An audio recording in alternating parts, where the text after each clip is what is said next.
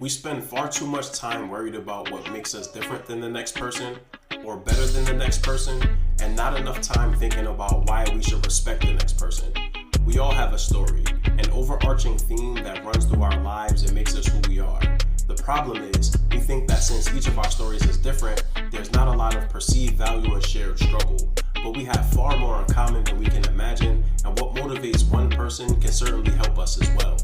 The Third Lap podcast is about understanding, respecting, and appreciating the struggle that it takes to overcome immeasurable odds in order to reach your destiny.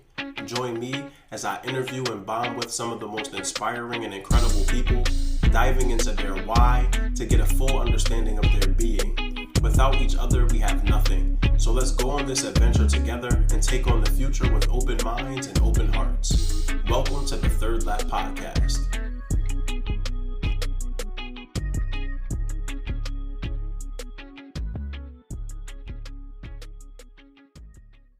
Welcome to another episode of the Third Lap podcast. As always, I think I lead off every episode by saying pretty much the same thing. I'm so excited to get an opportunity to talk with the person that I have on the show today, Marquise Richards, who is a young revolutionary, a brother that I've had the opportunity, really haven't known him that long, but our initial conversation led to several others that ultimately led to him joining me today on the podcast. He is your founder, right, and also co-host of the Rational Anger podcast and Dear Reading, two really dope podcasts that you can find on Apple. We'll talk more in depth about the shows themselves and sort of how they came to fruition and what the purpose of them are. But just a really amazing young brother, educator, entrepreneur, podcaster, revolutionary. I think we could go on forever with the accolades that he's adding to his resume. But Marquise, man, welcome to the show. Thank you for having me. I appreciate you so much. I'm super excited to be here. I'm not even gonna hold. I was like, dang, we gotta talk again. I'm Absolutely. excited. Yeah. That first conversation we had was dope, man. It was around just like you trying to get more information about some teaching opportunities where I work. And then that led to just a different kind of conversation around just life and what it looks like to be a Black educator and just a Black man in this country. And so it was a great launching pad to today. But I want to give you like a minute or so here. Just tell the people who you are and what you do. Yeah. So like you said, my name is Marquise Richards, Marquise Davon on all social media. I'm a Black male educator, podcaster, social media strategist, event curator, content creator, as I get into more of that, specifically around like production and media and stuff, which has been super cool. Yeah. And then just activist. Revolutionary, as you put it. I'm gonna use that. An avid reader as well. I'm a big on reading books. So yeah, that's just a little bit of insight to who I am. But I'm the co-host and founder of the Dear Reading and Rational Anger podcast. And we'll get into those a little bit later. But yeah, so we out here. Yeah, we definitely out here, man.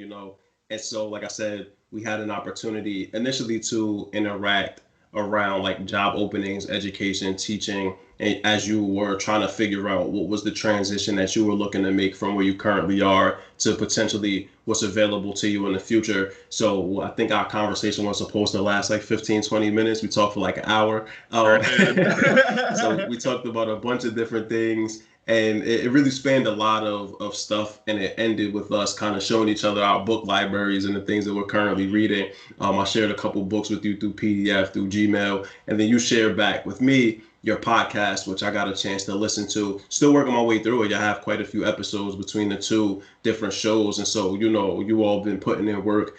I love the group that you work with. I haven't heard as many of the second podcast, but Dear Reading, I've listened to a couple, and I love the group that you have. There's this one young woman who I'm trying to remember her name, but the one episode that definitely stands out to me, she continued to talk about how she wasn't college educated and like couldn't articulate herself correctly. Brie. I love Brie. That's the homie. A1. She was the first one to join me on the podcast journey. And so I hope, Brie, if you hear this episode, Brie, mad love to you. I hope that you continue to articulate yourself and express yourself. And I also want you to understand that some of the most impactful revolutionaries in the history of our people and our culture never attended a college. Some of them didn't finish high school. Some of them didn't finish middle school. That doesn't mean anything. It's the intelligence that you innately have that shines through on that podcast and through all of the shows that I've listened to. So shout outs to Bree, shout outs to you and all the other co-hosts, both between your two podcasts. But wanted to take a moment just to shout out Brie Man, because I heard that and it kind of hurt my heart, because I'm like, man, she's downplaying the amazing things that she's contributing because she doesn't have a piece of paper. Forget that paper. Right. No, and I thank you for sharing that, because I'll definitely make sure to specifically share that with her too. Just because it's like, I think people forget, like, the show is curated with 4 different types of like degrees in terms of like levels of education, Yeah. career, all of this fun stuff. So I just want to make sure like every kind of person is represented, especially from the hometown. Like, yeah, just because I have a 4-year degree, that don't make a difference on how either one of us show up in terms of liberation, but then also just in terms of humanity. Don't let that paper fool you. Nah, never, man. You know, we went into crazy debt behind that paper. So in ways she's liberated, in ways that we aren't, right? And so, Right, you know, having that cross section of experience and education is important, because then that also means you get a chance to touch on so many different people's experiences that are going to ultimately listen to your podcast and just right. interact with you all throughout the work that you do, as a revolutionary and as a podcaster.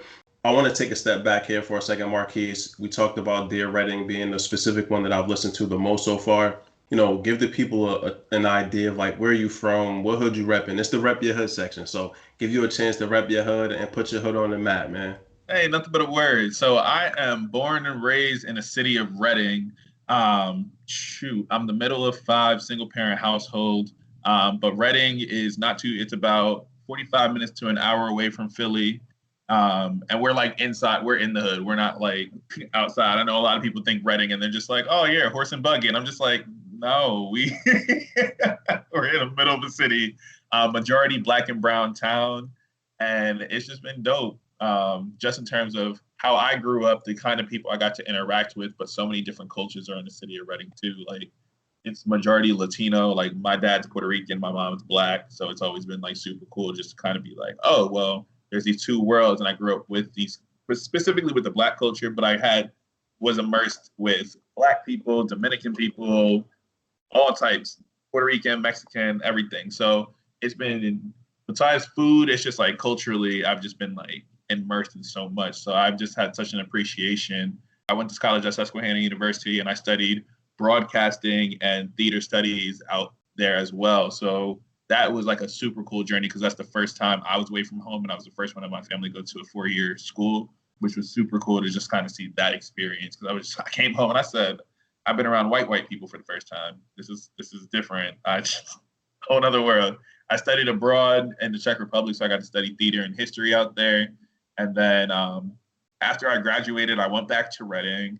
I worked a couple jobs, but I didn't find myself happy there. And that's the first time, like, usually I allow my work to kind of speak for itself. And that's kind of like how I keep motivated. But when I found like even doing this job wasn't rewarding to me, I was like, something's not it. I didn't even want to get out of bed. So I ended up quitting. And they know, like, normally I'll make a calculated decision. I had no plan after quitting. I said, I'm not happy. I don't like this. Let me figure it out. So after that, my friend Amanda, who's my roommate now, she was finishing up her last year at Temple, but she found this position at UPenn to be a residential advisor. And that's really where that spark of mentoring came from, was really just like, all right, I know I can work with kids. My first year out of college, they tell anybody to tell you, Marquise is not working with kids at all. But it ended up, I was thoroughly enjoying it. And I got to teach some classes. And I never looked at myself as an educator, but like throughout even my entire college career, I'm always like helping people, or even like through theater, I was educating people and having these discussions and doing these workshops and stuff. Didn't realize like that could all transfer into the education space. So once I finished, I started working with Smash, which is a program to get Black and Brown kids involved in STEM and college readiness. I was like, oh, I like this. I like being around. I like working with kids. I like this feeling. Let me lean into it a little bit more. So after that, I started focusing specifically in the after school space, and I moved to Philly for work, and I didn't look back. And I haven't looked back after that. So it's just been a real cool journey, just in terms of me officially having my first full year in Philly, August 26th. I don't plan on leaving anytime soon. So that's kind of like where I started, from the city of Reading, and then ended up how I ended up in Philadelphia. That's dope, man. And my pathway into education was sort of similar. I had no interest in teaching or really being involved in education. I was rapping and performing and, had my own path that I thought I was going to take. And it's funny because God just lines you up with what you're supposed to be doing. And Right. so my first job out of college, I graduated, had to start making money immediately, couldn't intern for free and all of that stuff. And so ended up in a residential treatment facility working with kids. That was really the first time I had like worked with kids, like extended beyond just maybe like a summer camp or mentoring. And then at that point, I haven't really looked back. I've been in education now about 6 years, been in talent for like the past four. And so I can relate. Born and raised, born in Philadelphia, left here when I was 12, moved to Jersey, lived in Texas, lived in Florida, came back to Philadelphia about 3 years ago with my wife. And so we've been out here now officially 3 years. And coming back to Philly has been crazy because, some of the same socioeconomic ills that plagued this city 20 years ago when I left are the same ones that are still here now. And so when I listen to you on your Dear Reading podcast specifically talking about your city, like I feel very similarly about Philadelphia and the fact that like we still have folks in North and Southwest and South Philly and West Philly that are really getting the raw end of the deal, and not getting a chance to have their voices heard, but consequently the culture of Philadelphia, which is heavily black people, is being like mined for profit. But then we're not really seeing any of that stuff. And I feel like that really jumped out to me listening to Dear Reading again, specifically as you talked about like, hey, we're the culture here, but we don't get the respect that we deserve. Nah, and that's complete facts. Like that's the stuff that I was like always worried about. And that's really where the idea of Dear Reading really came from. It was because the local media actually wasn't getting the news right in the city. They weren't highlighting what needed to be highlighted. So for me, I was like, all right, well, what the media is not doing right now is giving perspective. Like I get it. There's very specific guidelines. Like I study communications. You get the who, what, when, where, and how, right? But we were like, you're not adding in the nuance that's necessary to figure out like what led to this shooting, what led to this robbery, what led to this outburst. And so I think for me, it was really like Dear Reading was an opportunity to do that because my first episode in Dear Reading happened in 2017 when I was still in college, but that was my senior year. And it was with more of a diverse cast that made up the city a little bit more. But then I couldn't keep up between job searching, figuring out this loan stuff and all this. So after I graduated, Dear Reading just rebranded on July 7th. And we were just like, all right, bet it's gonna focus on Black people specifically. And we're gonna take this new angle because we make up 8% of the city of Reading.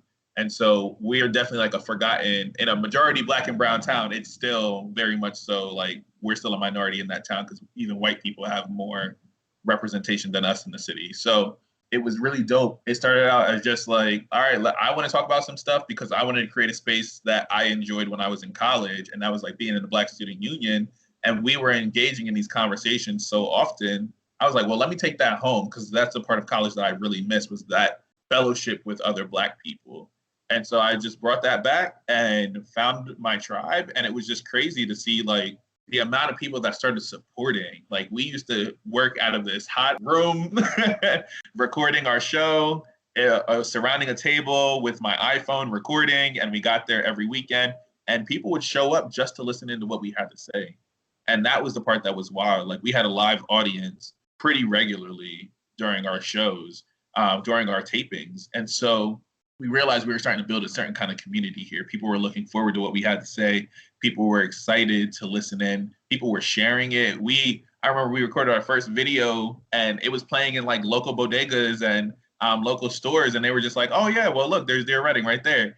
And so it was kind of cool because we were starting to kind of, now that we're 2 years in, we're like a household name in the city of Reading. We're like a very respected name in the city of Reading. So it's really interesting to like be in that space where people are looking to us to have social commentary where sometimes the mayor may fail or people are just like, this thing is happening in Blackness and what do we do? So they use our podcast as a resource. We've been doing this for the last couple of years, but now because of the pandemic and stuff, they're looking at us in a completely new fashion that we're not even fully like caught up with yet either. So it's like been really interesting to kind of see the transformation of something that started out of just creating space out of necessity.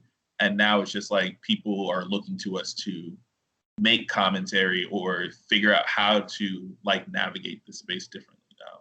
I love it, man. I love it. I love that it was grassroots. It started from the mud. You grew it out the mud. That's how it's supposed to be, right? Like Always. you started at the top, it's gonna fall, man. You know, that's how gravity works. When you grow it out the mud and you become that rose through the concrete, right? Like the phoenix out the ashes, people respect it because they know that you put the work in. You're listening to the Third Lap Podcast with Mal Davis. And so this is Mal Davis here with Marquise Richards, the founder and CEO of the Dear Reading Network, LLC. Just revolutionary young man that I'm just so happy to be able to connect with today. And so, Marquise, you already started to dive in a little bit into sort of like the beginning of your career. And so talk to me, like, I feel like you're sort of on two, not separate trajectories, but two or three trajectories sort of at once, right? Like as an educator, as the revolutionary, and then like as the content creator. As you're starting this career of these like three pathways that overlap in a lot of ways, but in a lot of ways are also sort of separate. How did you even figure out that policy, right? Like it's something that was important and something that you needed to address. Like how'd you even get your start in the first place? True. Where do I want to start from? There were a couple pivotal moments for me. So I'll start when I studied abroad. I studied abroad in the Czech Republic, and we were in Prague, Brno, and Český Krumlov. And Brno, during our time there, we ended up going to this nonprofit, and that's essentially the ghettos of the Czech Republic. And so there we met the Romani children, and they're the brown kids in the area. And they were all sectioned off into like this very low income area.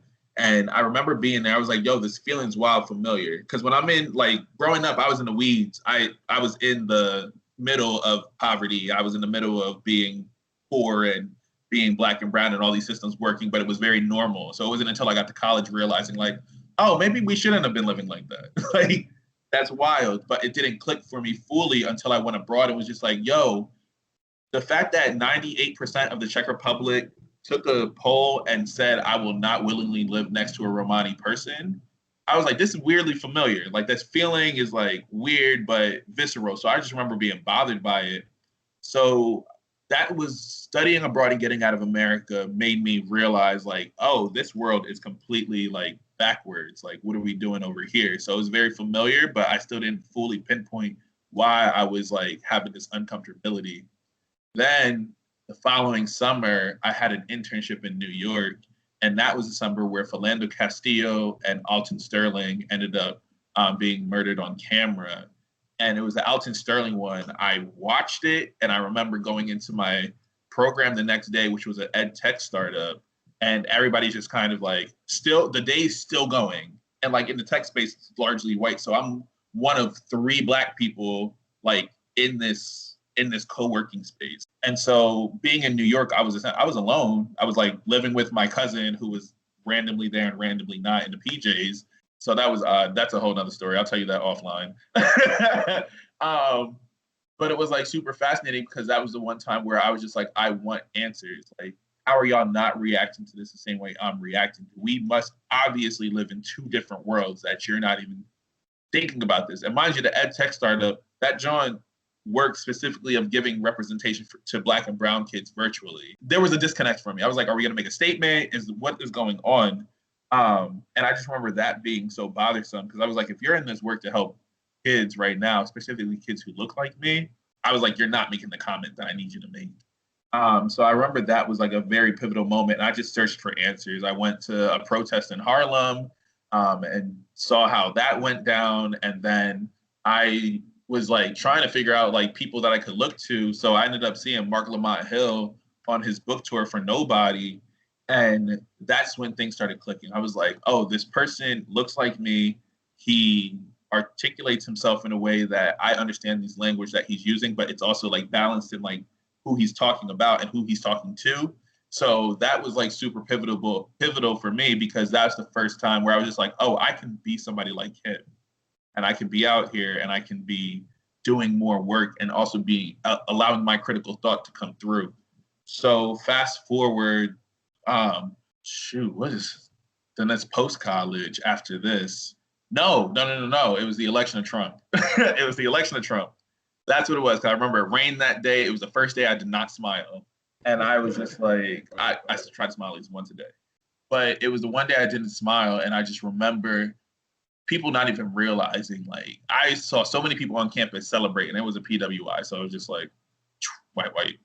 But I was like, nah, this is wild because now we have to figure out how do we create a world, affinity groups, affinity spaces in school. And like, while we have to be here, like I couldn't go anywhere else. I didn't have scholarships to anywhere else. And I didn't have the money privilege to just jump around from school to school and stuff. So I was just like, all right, well, I'm here. How can I disrupt this space and make it as equitable as possible? And so that's really where it started, was like creating spaces and using theater as a way to engage in these conversations is really where that started. Because I did theater for social justice specifically and really focused on the history of Black violence and Black feminist theater and how that came up. So just seeing like lynching dramas and really reading those and seeing how the same mindset from before is the same thing till today.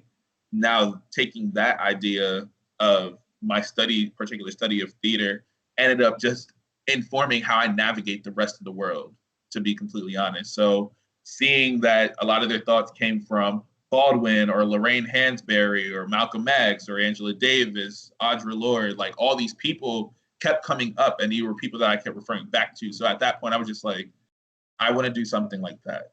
I want to change that. I want to be a voice, at least for those that are coming into this college space, to just feel as safe as possible and feel good to disrupt if they want to, and just give Black folk the audacity to do whatever.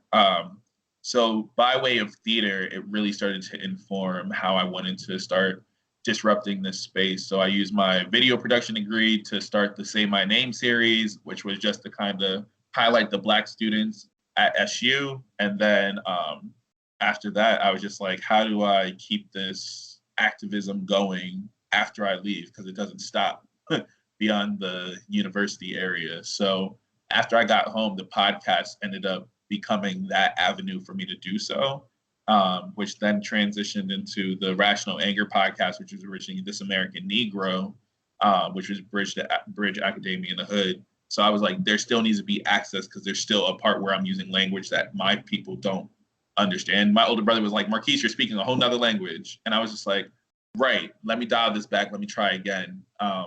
So yeah, that's really where like this revolutionary spirit really came from, this content creation and this education kind of spirit. They all like intersect in different ways, but it's very much so like you said, 3 individual paths at the same time. So that was a long-winded way to get to where I am today. No, that wasn't long-winded at all. That was wonderful, man. And I appreciate you taking that time to break it all down. I haven't left the continental United States. I haven't even seen half the states in the United States. And so my wife and I have a lot of work to do around like traveling and stuff post the pandemic. But everything that I've heard from people that have traveled internationally is what you said. Like if they go to a hood in another country, in Europe, in Africa, because even in Africa, right, where you have your elite African people and then you have the impoverished, and it's that same visceral reaction. It's that same, this is unfair. Like, yo, this is mad relatable. If you lived in the hood, grew up in the hood, if you visited the hood, if you've worked in the hood, you know what it looks like. And so you can take that vision. And, you know, I've been up and down the entire Eastern Shoreboard. I've been to many hoods throughout the entire East Coast. And they look the same. They feel the same. The pain and frustration and anger is the same. And what you were saying before about like the media not covering it the right way is because they do not add the additional context of the fact that like this is systematic, right? Like we want to point at people and say you made these choices. But if you're 3rd or 4th generation in poverty, you've lived in the same projects your parents did and their parents did. At some point it stops becoming a choice and it becomes a system of oppression. And so, you know, I love what you said about going to college and making a pathway for young Black people to be disruptive, because especially when you're coming from an inner city or urban school, a lot of times you see those kids go to predominantly white institutions and burn out. They come back home their first year because those microaggressions you're just not used to. If you've been in school with black and brown people your entire life, and then all of a sudden you're going to a school with nothing but Caucasian people that don't have, they see you as an other, right? And they treat you like another. And yeah, it's tough. Go ahead. You want to say Yeah, something? you're speaking of like a whole fact there because I remember my first year coming home from school and all of our like me and my friends growing up, like we had a very diverse friend group, but I just remember specifically the black and brown people were just like, is anybody else tired of white people? Anybody else? And it was just one of them things where somebody like broke the ice and we were just like, yo, this was exhausting. And we didn't realize like what this fatigue came from or why it was existing the way that it did. And yo, I remember the Friendsgiving was definitely like that moment where we all had to have like a very intentional conversation of just like, we all grew in completely different ways. Our views are completely different. And that's the first time our friend group had to acknowledge like, we all experienced some kind of shift in like how we show up for each other. And we all have to recognize race and ethnicity and nationality in so many different ways now on how we relate to one another. And so we just realized like at that point, a lot of us, that's when me and a lot of my friend group definitely became a lot more mobilized and kind of Negro awakening or whatever we want to call it. Like that was a very fascinating moment to kind of see that pivotal shift happen for a lot of us. There's no way to avoid it. And shout outs to my woke white people, right? And like shout outs to the white people that are on that pathway to not othering people of color and are really checking themselves and checking their family, because really that's the only way it works, right? Like we are the minority. And so we can come to these realizations, but we still have to show up at work. We still have to show up at school. We still have to show up in society. And if society is not willing to, and we're at a pivotal sort of like watershed moment now in society where we've had to riot and burn things to the ground to even get recognition. And so, I've had friends that have been like, man, black people, man, the riots, like, you burning stuff to the ground, you're not making a message,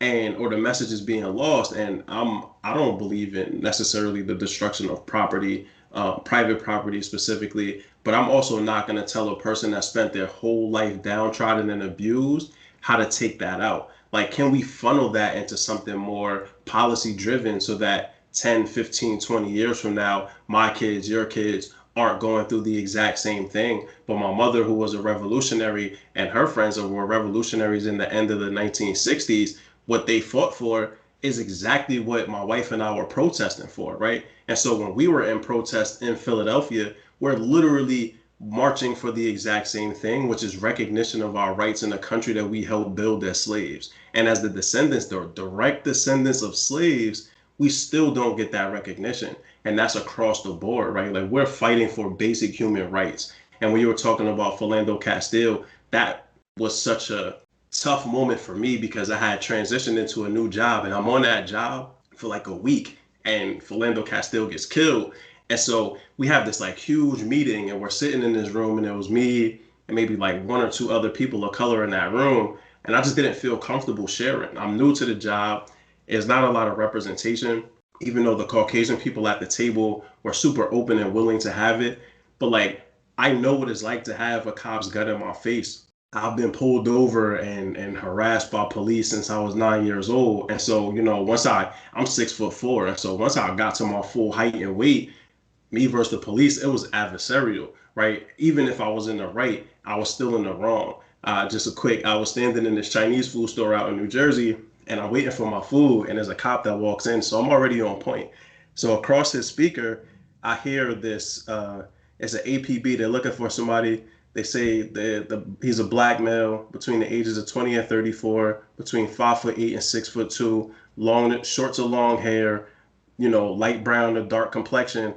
And he's staring at me and I'm staring at him. And I'm like, first of all, I clearly fit that description because you name 80% of black people in this entire country. So, why do we have to then always be in those positions? And so, I do want to shout out to white people that are putting in the work because without them, it's impossible. But I really want to shout out people like yourself and your friends that came to that realization of we have to do more for ourselves, and we have to make sure that we're helping other people to be disruptive, even though we don't necessarily know what that means. We're still trying to figure out how to disrupt, but we know that we have to do something, and it can't just stay at college. It can't just stay in this place. We have to bring it home, and then we have to continue to make sure that it cooks up. And that's exactly what that was. So for me, I remember there were 3 instances. I was stopped when I was 16.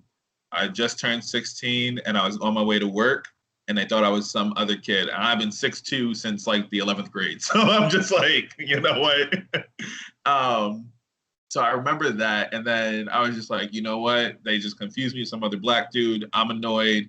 My face tells 1,000 stories no matter what the situation is. That's my one flaw when it came to my theater degree. It's just, I'm just always, are y'all serious right now? And so I remember that happening. I was just like, I didn't fully process it. I was just annoyed and I just took myself to work because I was about to miss the bus.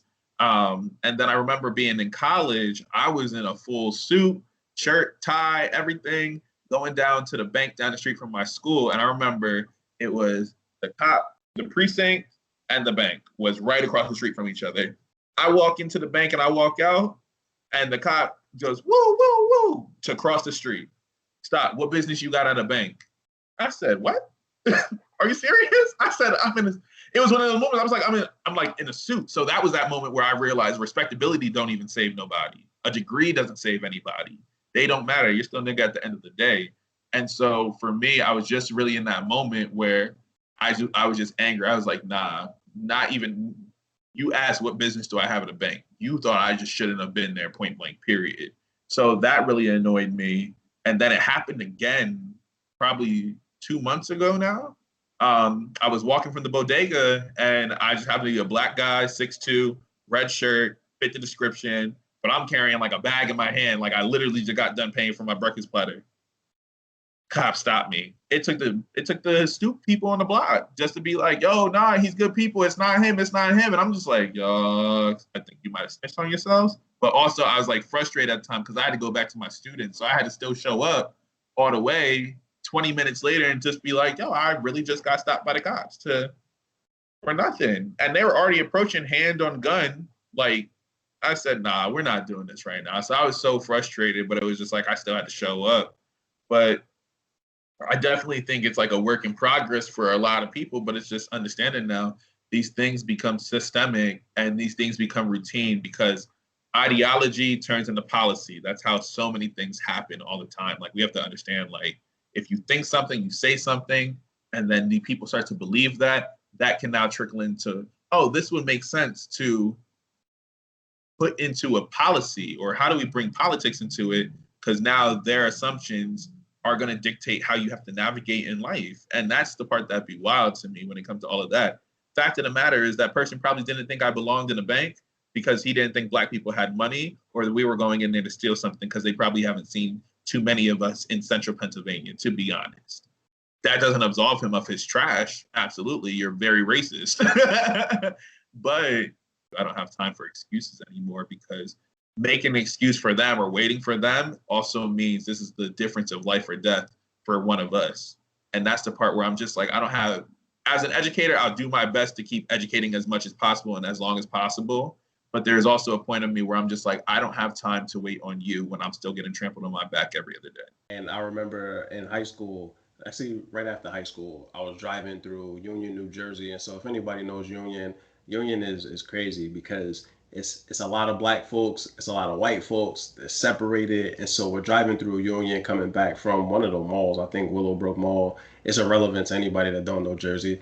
So I'm getting pulled over and they pull me over, cop pulls me out the car. So I'm walking to the back of the car. It's a black cop, and I've never interacted with the police without their hand on their gun. I don't know what that's like. I don't know what the benefit of the doubt is. I've never had it since a child. I've never had it. And so both cops, hands on their guns, they literally turned to me and asked me, what's the white boy doing in the car? That was their question. It was 4 black kids and a white kid. And the white kid, he was hood certified, so he was riding with the goons and all that. But like, that was their question. It wasn't, what are you doing over here? Where are you going? The only question they asked me before they went into their whole spiel about why they pulled me over, broken taillight nonsense, is what is the white boy doing in the car? And that left such a lasting impression on me because it goes back to what you said about having to then show up. When I was working in the Bronx, the NYPD, they have like this rotating system, and maybe you saw it, where they put different metal detectors into different schools. And so, like, your more problematic schools, they'll show up with metal detectors. It's like unannounced. And so one day, I'm coming from Queens to the Bronx. It's already an hour and a half commute, and just a long commute that morning. So when I finally get to the school, I walk in and it's like six New York Police Department officers just standing there laughing with each other, winding kids down. And it hit me like, yo, this is crazy. This is oppressive. We haven't, you don't even know these kids. You're not even the cops that are usually here because there was a lot of gang violence in and around that school. So, some sort of presence was necessary for some of the kids for sure. But like these NYPD cops that are laughing and joking and having a good old time have no idea that they're oppressing these young men and women in this building. And it got to the point where like I literally walked. I had to take a lunch break for an hour, and I walked to the park and I sat in the park and I had to ask myself, what am I really doing? What am I really a part of? What do I really stand for? Because it goes like you said, like we still have to show up as professionals. We get slighted and we get disrespected, but then we still have to show up with a smile on our face. And like you said, I love to smile every single day, but there have been days during this pandemic specifically where like smiling is extremely, extremely difficult. Smiling is nearly impossible sometimes if my wife or parents or my dog can't get it out of me because we have to deal with so much and there's so much stacked on top of us. And just wanted to throw this in really quickly. My wife and I started watching Woke with Keith Knight on FX. Yo, dope Yo, show. I love it. It's amazing. It's hilarious. To the folks out here, FX clearly isn't paying me.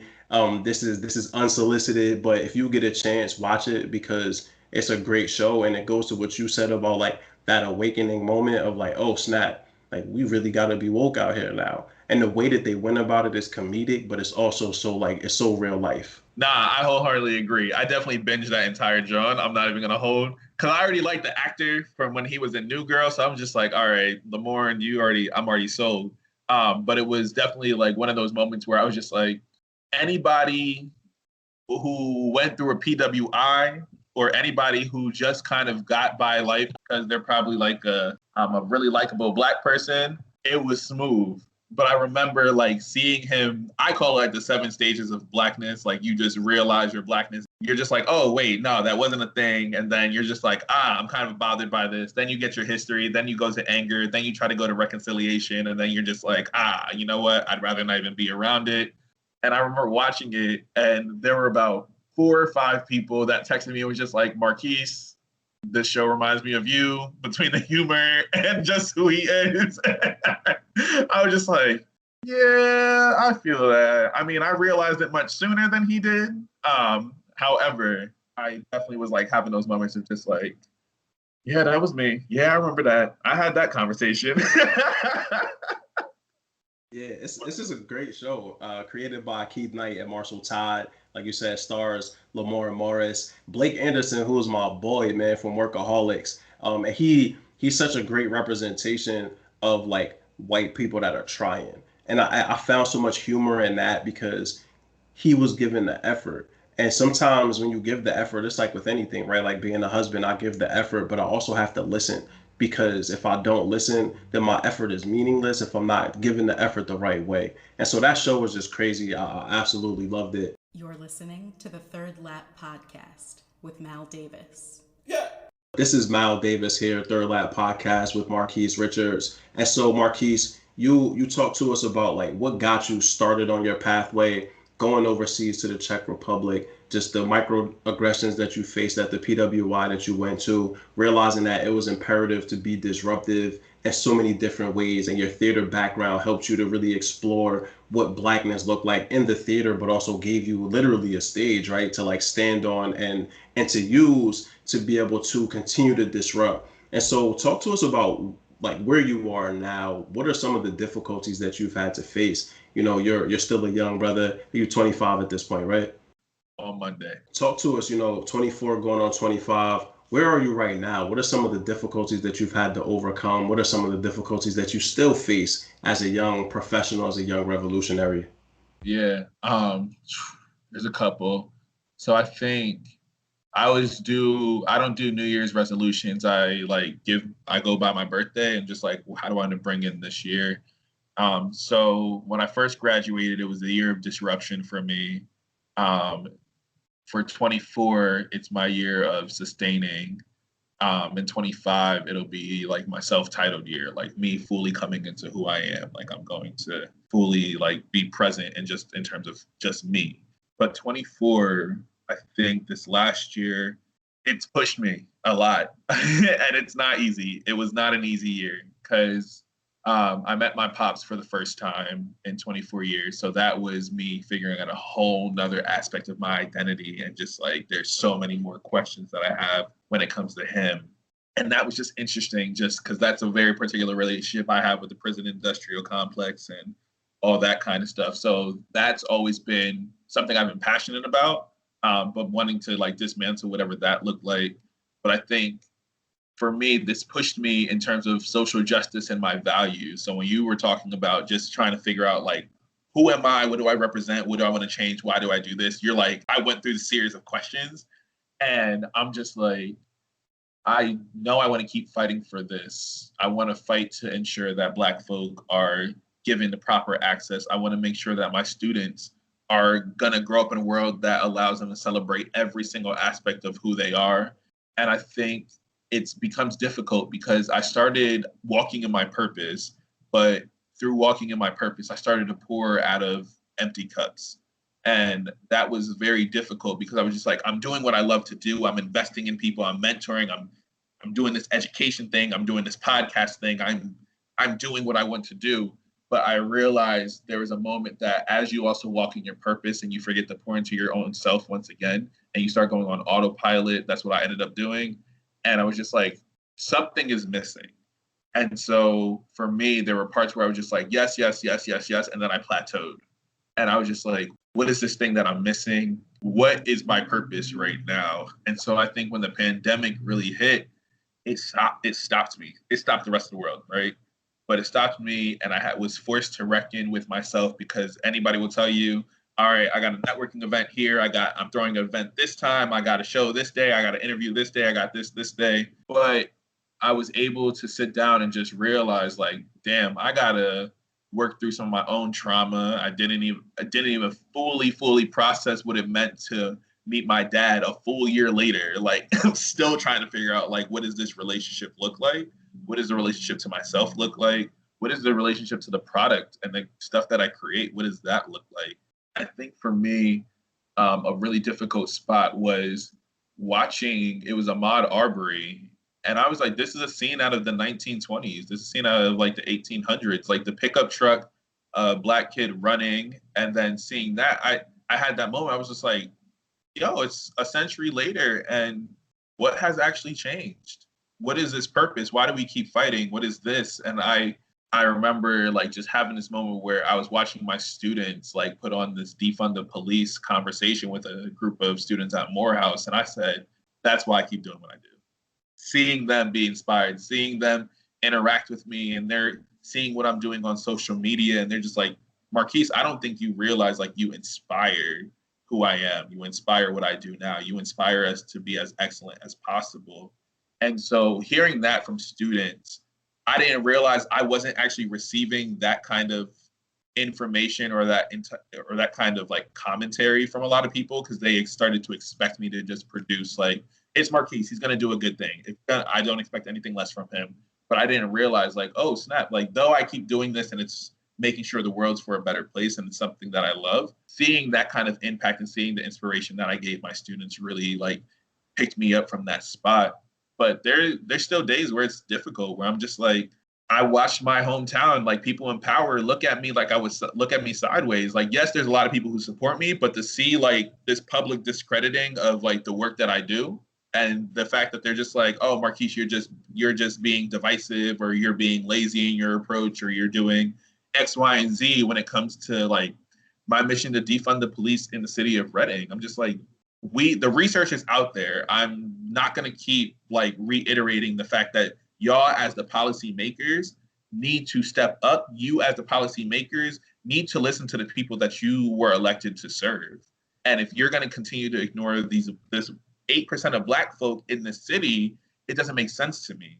So I just remember like there was a little bit, and it was the comment where somebody called me lazy, where I was just like, nah, that's the last thing you're gonna call me if it's in terms of any type of activism that I'm doing or any type of events that I'm putting on. Y'all want to celebrate me when everybody's like celebrated and people have the opportunity to perform or they have the opportunity to sing or whatever, and they have a platform.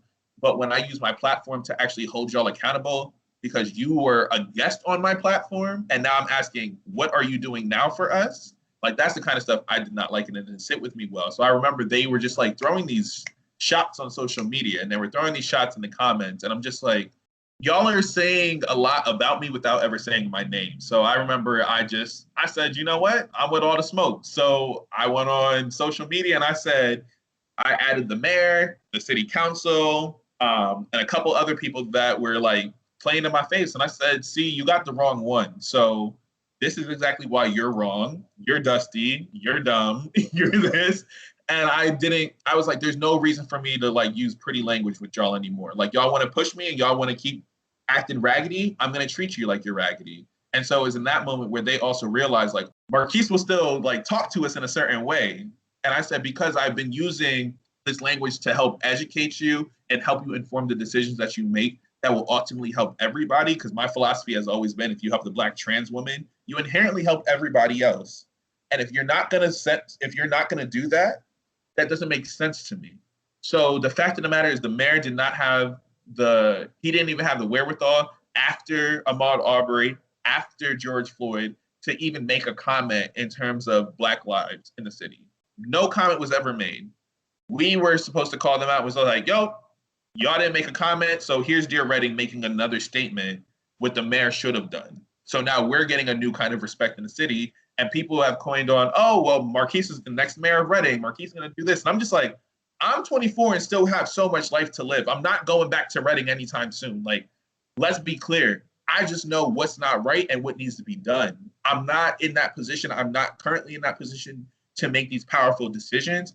I just know that I can mobilize the people and be able to like figure out what that looks like. But to see that public discrediting from people that at one point respected, they still respect me. To see that pushback, I was just like, oh, you also don't have the range to talk about Blackness in a way that I do at all. So I was like, that's very interesting to me, because now what we're starting to see is increased police violence in our hometown. And then a Black trans woman in our hometown was literally just shot 7 times.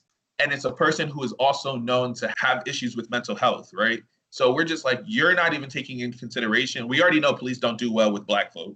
We know darn well that police really don't do well with Black women. We know darn well they definitely are not rocking with Black trans women, especially if they're just like, oh, I don't believe in that lifestyle, quote unquote, right? You add the mental health on top of that. Now this Black person is not the magical Negro, and this person can't show up the way that you need to show up. So what just happened? The Reading Police Department is now trying to essentially cover their tracks. I'm telling you, transformative justice is a preventative measure. Defunding the police is a preventative measure. You can invest in healing spaces for the community. You can invest in rec centers for the community. You can invest in the community, but you're choosing to invest in the people that continue to brutalize everybody, and they have the audacity to do so. So for me, I was just like, I'm starting to witness more and more of just like, y'all, I'm going to publicly discredit you, but I'm also going to remind you every single time I have a show now that the blood is on your hands of the next Black or brown person that deals with police violence. And understanding you have the power to navigate that and change that, and you're choosing not to because you want to uphold a particular system, and who knows why. It's been a frustrating summer. It's been one where I've questioned why I was doing this thing. I've looked at people differently in my hometown. I know the cops definitely don't rock with me in my hometown. So it's now just like that idea of like, when I go back, do I have to worry about a target? Do I have to worry about certain things? Because now they know I'm more of a public facing figure, especially like after I had that conversation with the actual cops on a panel discussion. They were just like, Marquise, you're just talking in theory. You're not talking about actual like life. And I was like, I grew up in the city of Reading. I was stopped by a cop. I've had guns to my face.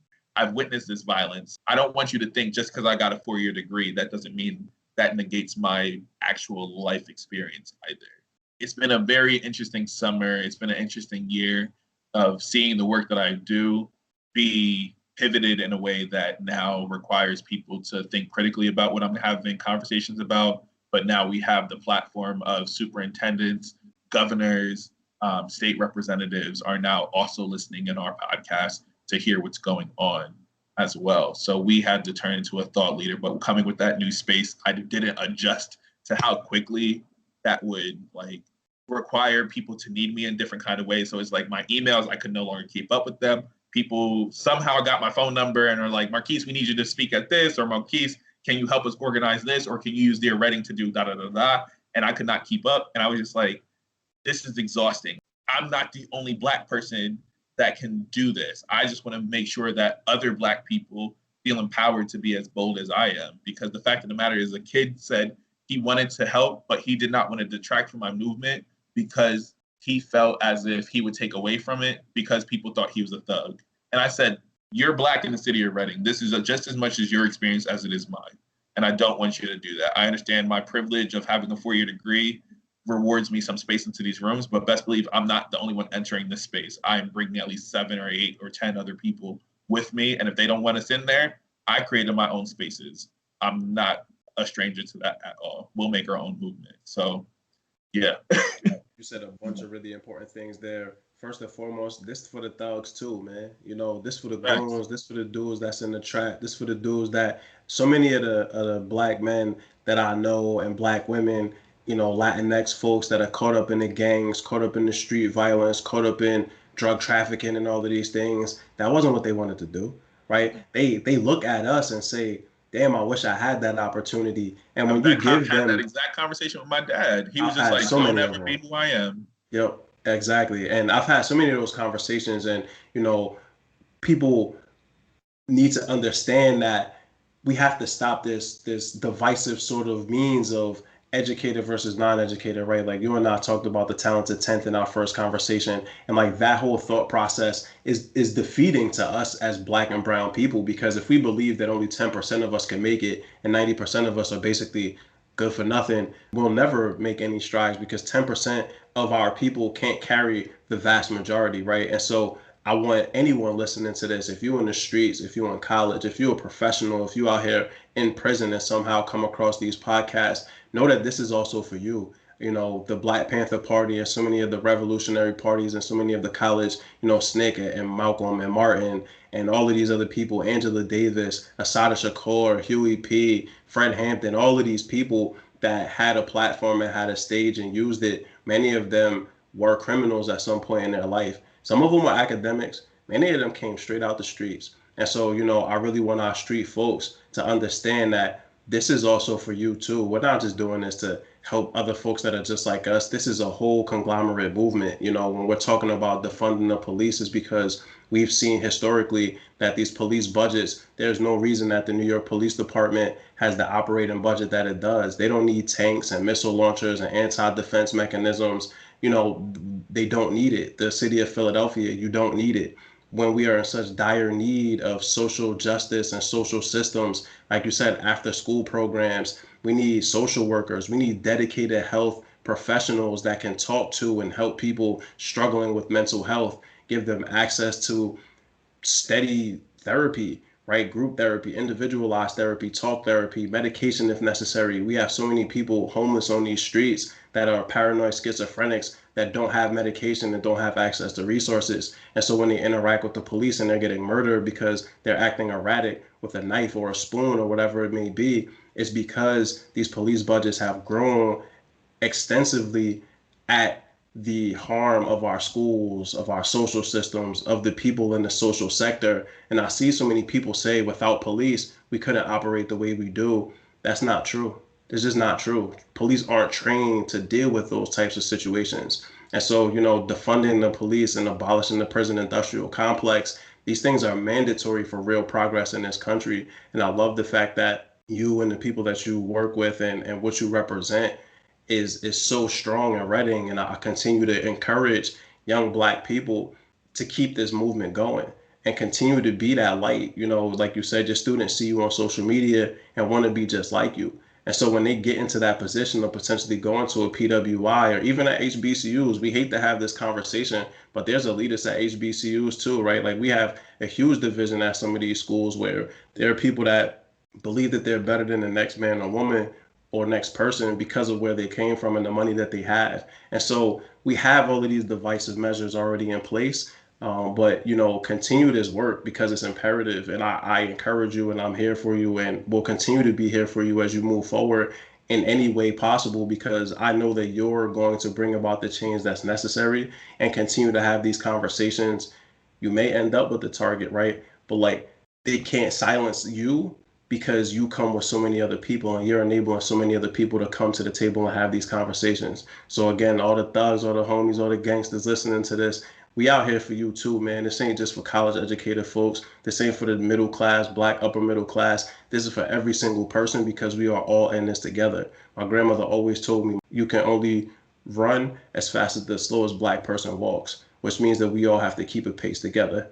And so, Marquise, you really talked at length about some of the struggles and difficulties of where you are currently. Let's talk a little bit about where you're headed next. Where do you project this going in the future? Oh man.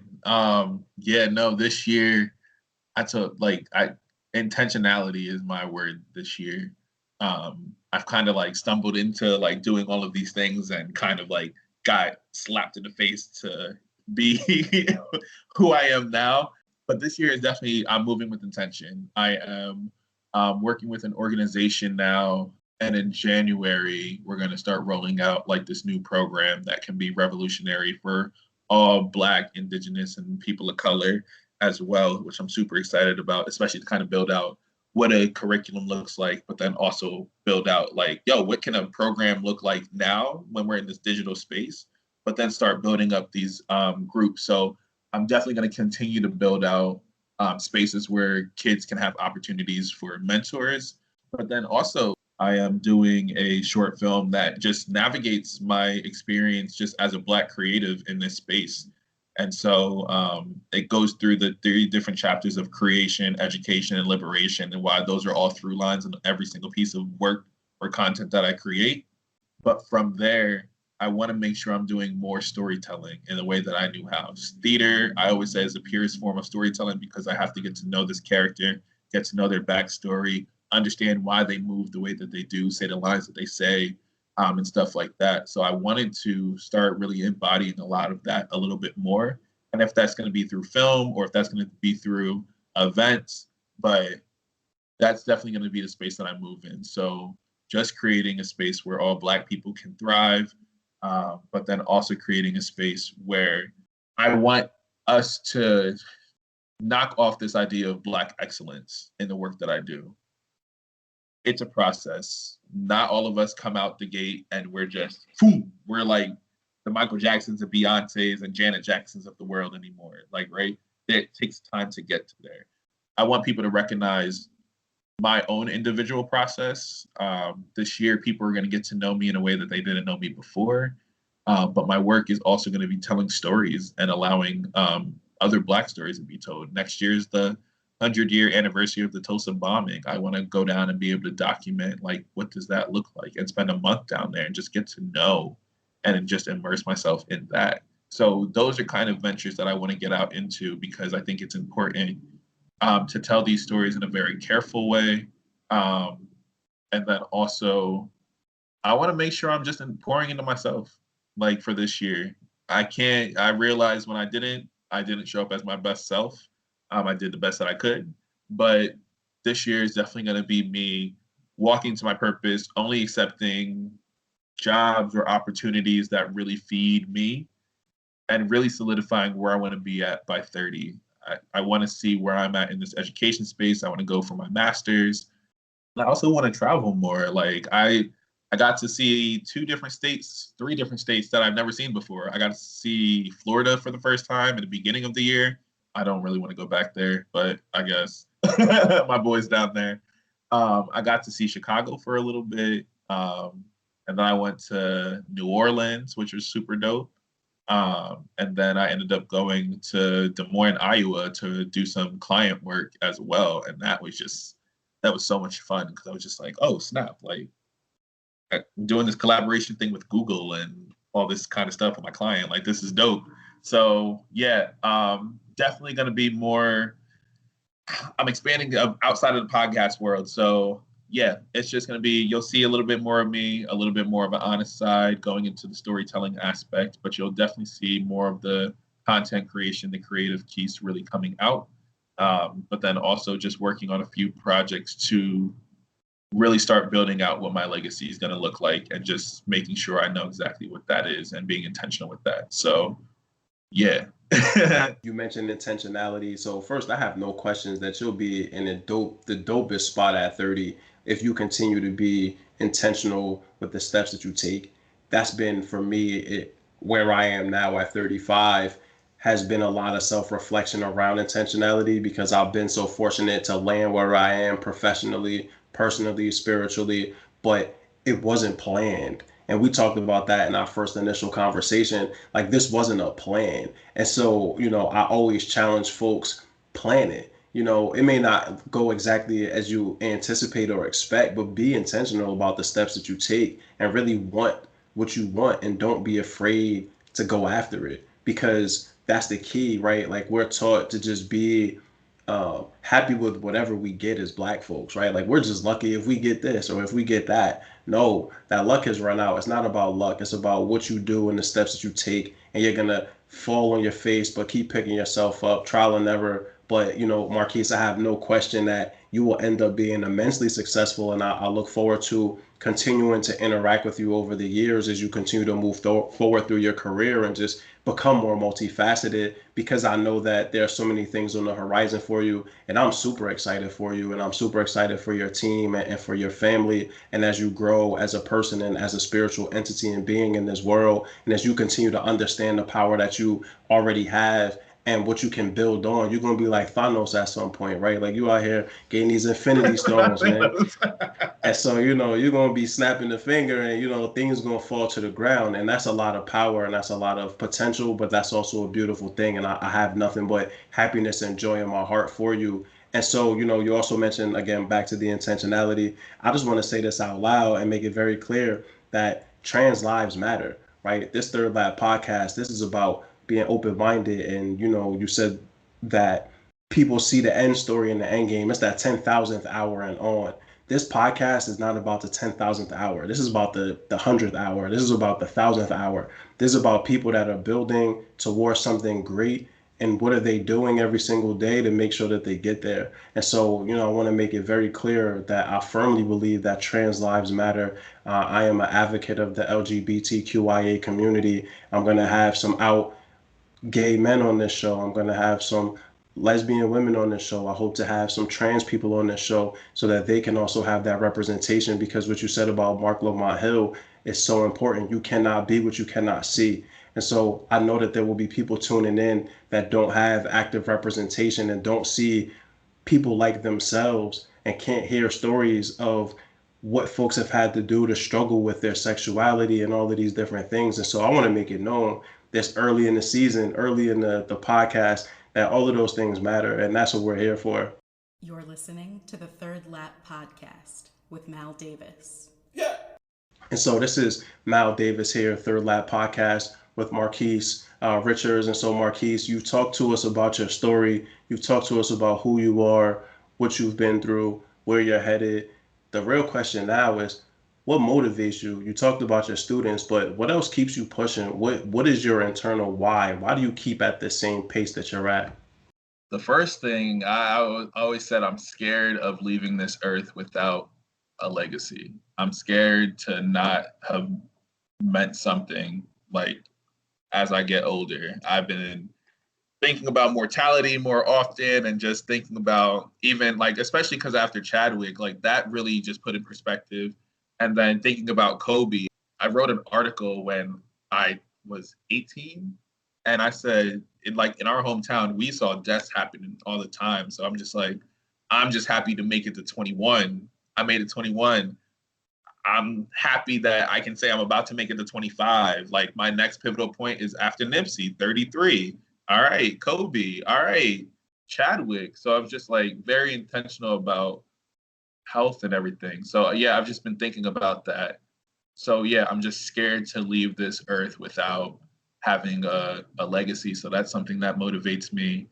And then it's just my pops' story too. Like just to think you had 24 years of your life, you're in and out of the hole for 24 years of your life. Like that's wild to me. So I was just like, how do I ensure that I don't lose out on those opportunities that could have came? And then yeah, I think that's really what it is really just figuring out like I don't want to waste this time that I have. I like to be efficient with my time, but yeah, it's just leaving a legacy is really what motivates me a lot. And then just as I got into education, it turned into leaving the door open for my students and making sure that I can empower them in the world that they're going to grow up in, not the one that I did. So yeah, my students and then my pops and leaving a legacy are like my three big motivators. And I probably could have called this the Legacy Podcast because everybody's named Legacy, and legacy is a big part of why this podcast even started. Because I've had these sort of conversations, one-offs, and on the phone and in person, we chopping it up and breaking bread and eating food and just laughing and joking. But like it never gets put on wax, it never gets recorded, and so because of the internet, this lasts forever. This won't go anywhere, right? Like when this gets uploaded, there'll be a link to this forever. And so legacy is a huge piece of why I do anything that I do. The Third Lap podcast is all about legacy. It's all about trial and never. It's all about working hard. You said Nip, you said Kobe, you said Chadwick, right? So RIP to Nipsey Hussle. The marathon continues. RIP to Kobe Bryant, Mamba mentality. And RIP, man, Chadwick Boseman. I'm almost coming to tears behind hearing those three names, right? Like Wakanda forever. Because this year and this past, we lost before, but it's been tough. We continue to take hits and we continue to see people at their prime going out before, we feel like they're supposed to. And we watched Chadwick Boseman make some of the most iconic movies fighting cancer, right? Like in chemotherapy and never said a word. We saw Kobe Bryant perish before his time in a helicopter crash that, none of us will ever forget. We watched Nipsey Hussle get murdered by somebody in his gang because he called him a snitch and his life was snatched away that quickly over something extremely petty. And so it's a constant reminder of our mortality and of the fact that we have to leave something behind for the people. The marathon will forever continue, right? We'll forever have that Mamba mentality, Wakanda forever.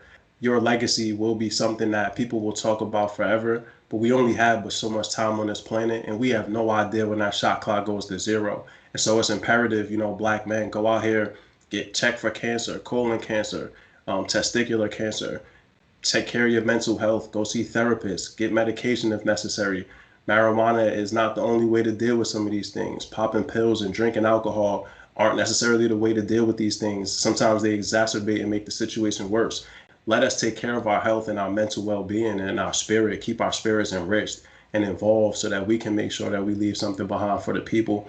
And so, Marquise, I would love for you to just leave folks with some motivational thoughts here. We've been on this podcast for a little while now, and you've said and dropped gems from the very beginning until this point. But say people only can walk away with 3 to 5 minutes of what you're really trying to leave them with. If that's all they have, if that's all they can catch is this last 3 to 5 minutes or so, what are some motivational thoughts you want to leave them with? Some motivational thoughts to leave them with. Create a space. If it's not there, create that space. That's exactly how I've always like navigated. I didn't have that academic space. I didn't have that Black empowerment space when I first got home from college, and I wanted something like that. So create something that you don't see. Be kind to yourself. It is okay. We're all experiencing a bunch of crap. Please remember it is okay to feel. It is okay to find your tribe. And so that's something I found was super important was allowing myself to be human, allowing myself to break down, allowing myself to find a space where I got to now the Rona kind of shook it up a little bit. I was in a space where I got to have conversations in a room full of Black men, all walks of life, queer, trans, straight, fat, dark skin, light skin, like everything. Um, and that was just such a healing space, older as well. And just seeing like these different dynamics, but we all came here because we had access to a mental health specialist, right?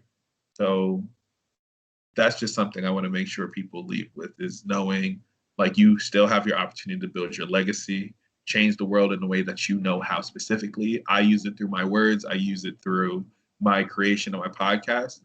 Dancers, tell your story the way you need to tell your story. Musicians, tell your story the way you need to tell the story. Activists, educators, healers, like we all play a different kind of role. Just know what your role is in this space of liberation. Let you, what is your space? What is your role in humanity? And how are you creating a world where you're not replicating the trauma that we faced more and more, and make sure that we're not putting that onto the next generation. I think that's something important. So I hope like that just quick reflection where you're allowed to just be human essentially and leave the legacy that you want to leave is really like that motivation for people to hear. And that's really what I got, especially from Chadwick, is specifically him. He hit me a little bit harder than I was expecting. And so make sure you do stuff that means something to you, and make sure you do something that will open the door, and just be kind as you do it as well. That's the story I keep hearing with him. He was always a kind person, and he always put his all in.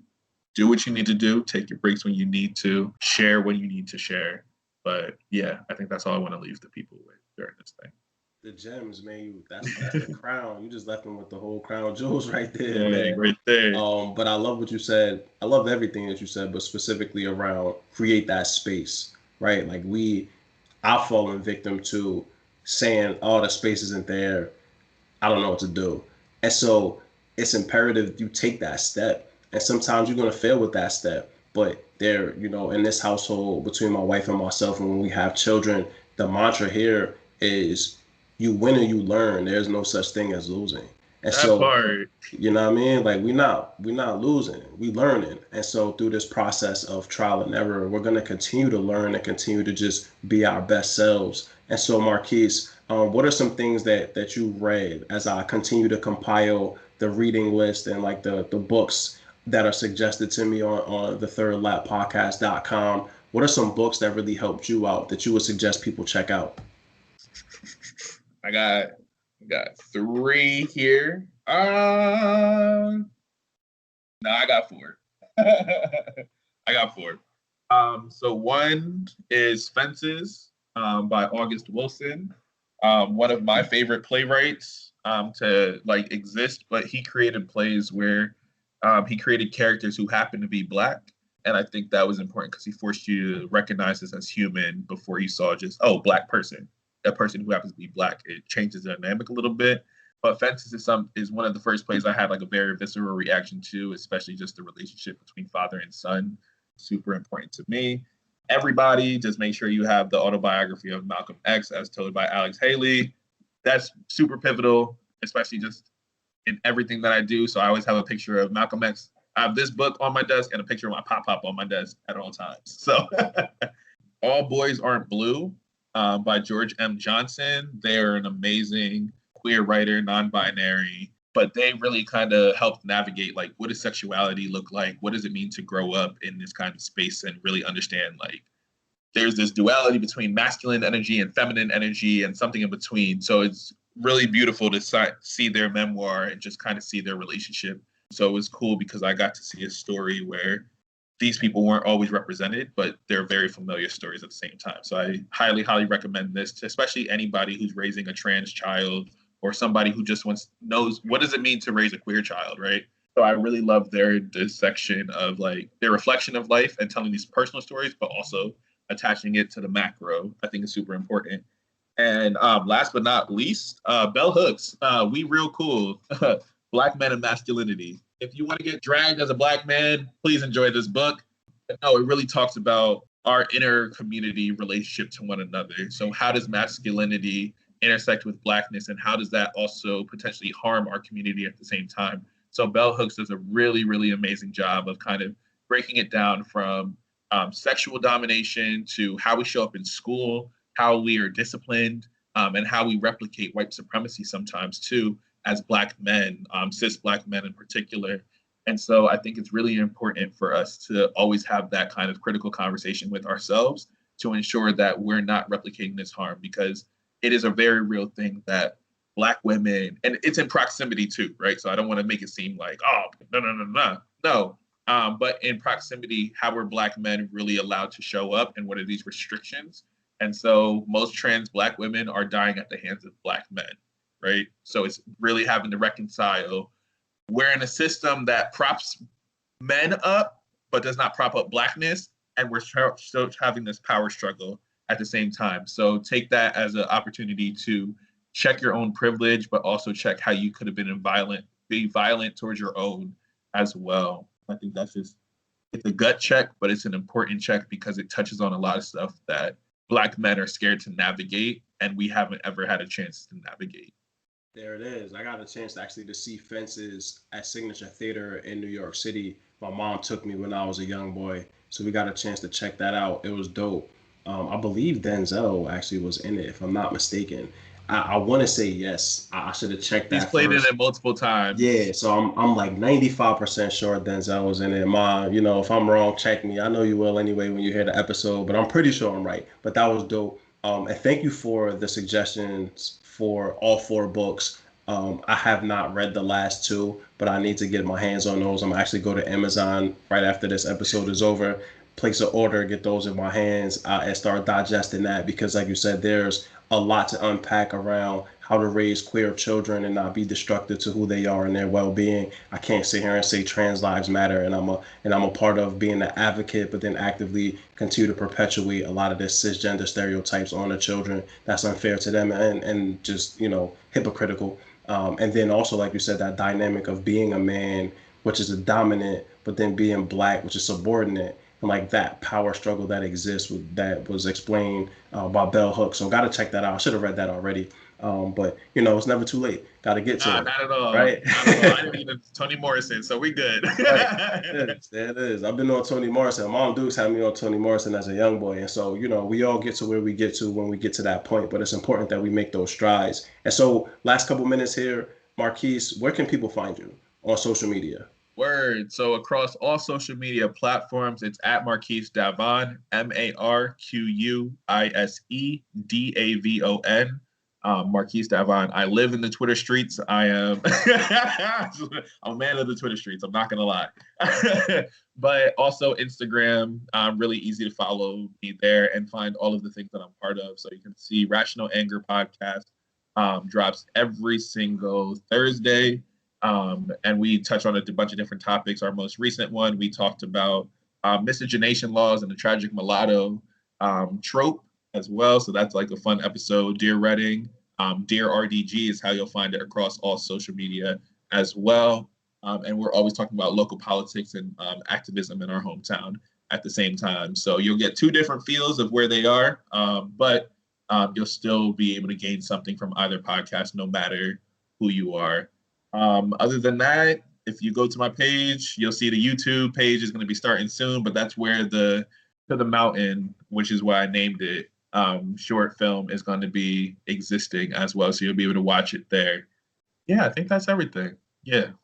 Yes, sir. And I just followed you on Twitter, so we about to be in these Twitter streets together. Let's get it. Say less. That's my favorite place to be. We about to be out here. I told my wife, man, I don't know what took me so long to get on Twitter, but I'm glad I'm out here. But if you're looking for the Third Lap podcast, you can find all of the episodes at The Third Lap. So THE, the number 3, RDLAPPODCAST.com. So you can find us on the website. I'm glad to get this started. Marquise, I'll be tapping you because I'm going to need some help with managing some of the social media stuff and figuring it out. You've been a huge help to me so far, so I'm going to keep relying on you, brother, because I am an old man. I'm realizing that now that I'm doing this podcast.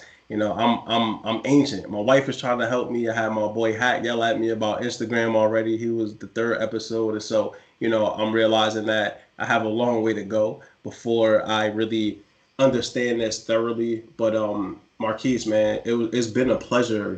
This was such an awesome opportunity for me to have you on here, to really get an opportunity to speak with you about your pathway to where you are and what are some of the things that you've had to overcome, but ultimately where you're headed next. And that excites me again so much because I get a chance to see you continue to grow and develop over this time. Like I said, we out here together, man. We brothers in arms. And so, any last words that you want to leave the people with before we sign out? Just thank you in particular. Like, I'm telling you, that conversation, I was not expecting it to go as long as it did. I was not expecting just what we were going to talk about, but it really helped give me a little bit more direction of what I wanted to do. And also just reminded me, don't settle just because like it's there. Don't just take it just because. So I just want people to know, like, you definitely are like playing a pivotal role in like this last month and some change of like knowing you. Just thank you. That's it. Like, I'm out not a here, lot. man. And like I told you, I'm here for you, brother. So any way that I can help, you already know you can reach out to me. So this is episode 5 of the Third Lap podcast. This is Mal Davis signing out. Thank you for tuning into another episode of the Third Lap podcast. This is your host, Mal Davis. Please visit thethirdlappodcast.com for more information about the podcast, about our guests, and also to see our reading list. You can find us at The Third Lap Podcast on LinkedIn and Facebook, at Third Lap on Twitter, and at third_lap_podcast on Instagram. If you know anyone that would be great to be featured on this show, please reach out to our host, Mal Davis. He's always looking for interesting people to learn more about them and to talk about their pathway. Thank you so much again. Have a good one.